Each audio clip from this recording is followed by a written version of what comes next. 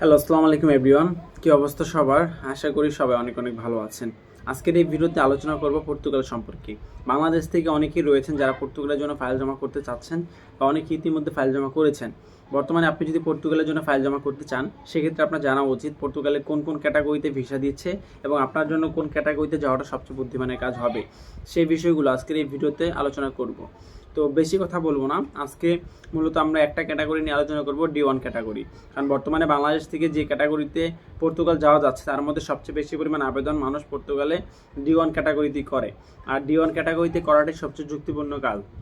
কারণ হচ্ছে work permit visa যেতে হলে বর্তমানে বাংলাদেশ থেকে E8 ক্যাটাগরি এবং D1 ক্যাটাগরি সবচেয়ে বেশি জনপ্রিয়।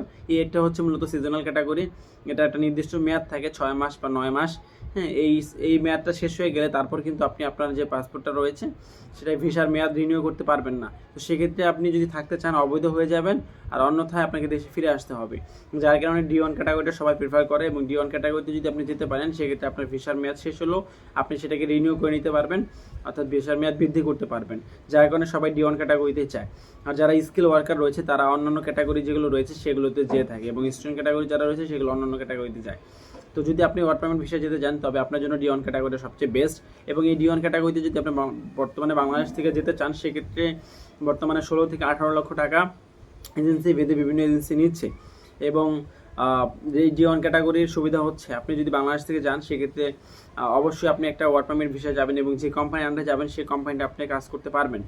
এবং যদি আপনি সেই কোম্পানিতে ভালো না লাগে বা সেক্ষেত্রে আপনি অন্য কোম্পানিতে ট্রান্সফার হতে পারবেন এবং অন্য কোম্পানিতে কাজ করতে পারবেন এবং যে কোনো কোম্পানি আন্ডারে আপনি আপনার ভিসাটার মেয়াদটা বাড়িয়ে নিতে পারবেন।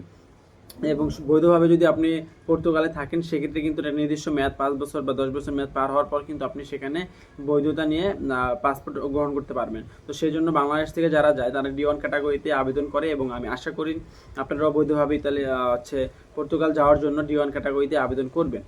তো বর্তমানে পর্তুগাল যদি আপনি যেতে চান সেক্ষেত্রে কিছু অসুবিধা রয়েছে, যেমন পর্তুগালে বর্তমানে ইনকামের তুলনায় খরচটা অনেকটাই বেড়ে গেছে।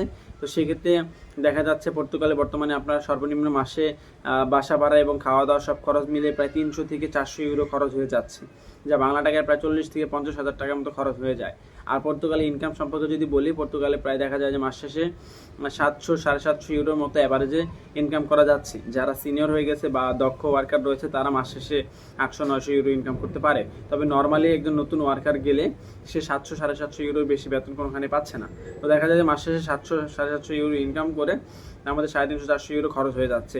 তো এত টাকা খরচ করে মাস শেষে দেখা যায় সেভিংস বলতে খুবই অল্প সীমিত থাকে। সেই জন্য বললাম যে এটা একটু সমস্যার দিকই বলা যায়। তবে যদি আপনারা পর্তুগাল যেতে চান বা পর্তুগালে যাবেন নিয়ত করেন সেক্ষেত্রে আপনাদের জন্য ভালো চয়েস হতে পারে। কারণ পার্শ্ববর্তী যে দেশগুলো রয়েছে, যেমন আপনি যদি ইতালি চিন্তা করেন সেক্ষেত্রে দেখা যায় যে ইতালিতে ভিসা পাওয়াটা অনেকটি টাফ। সে তুলনায় পর্তুগালে ভিসা পাওয়াটা একটু সহজ এবং ইতালিতে খরচ কিন্তু আরও বেশি, প্রায় 20-22 লক্ষ টাকা লাগতেছে। এবং সেই তুলনায় কিন্তু ইতালিতে অনেক ইনকাম বেশি। ইতালিতে প্রায় একজন ওয়ার্কার প্রায় 1200-1400 ইউরো ইনকাম করতে পারে, বা দেখা যায় যে একজন দুজন মানে আরও ভালো বেতনের রোম শহর বা বিভিন্ন বড় বড় শহরগুলোতে 1500-1600 ইউরো বেতনে জব করা সম্ভব হচ্ছে। তবে সেই তুলনায় কিন্তু বেতনের দিক থেকে অনেকটাই পিছিয়ে পর্তুগাল। হ্যাঁ, তো সেই জন্যই বললাম এটা একটু ব্যাড সাইড। তবে অনেকেই সেখানে আছে এবং অনেকেই ভালো কিছু করতেছে।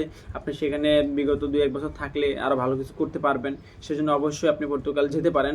ইউরোপ মানে হচ্ছে একটা আবেগ এবং ইউরোপে গেলে অবশ্যই কিছু না কিছু করা সম্ভব। আপনি যদি লেগে থাকতে পারেন অবশ্যই ভালো কিছু করতে পারবেন ইনশাল্লাহ। তো এই ছিল মূলত আজকের ভিডিওটা বড় করবো না। যদি ভিডিও ভালো লাগে অবশ্যই লাইক করে দিবেন এবং চ্যানেলটা সাবস্ক্রাইব করে পাশে থাকা বেল আইকনটি বাজিয়ে দিবেন। আর ফেসবুক পেজ থেকে দেখে থাকলে অবশ্যই পেজটি ফলো করে রাখবেন। আসসালামু আলাইকুম, দেখা হবে পরবর্তী কোনো ভিডিওতে।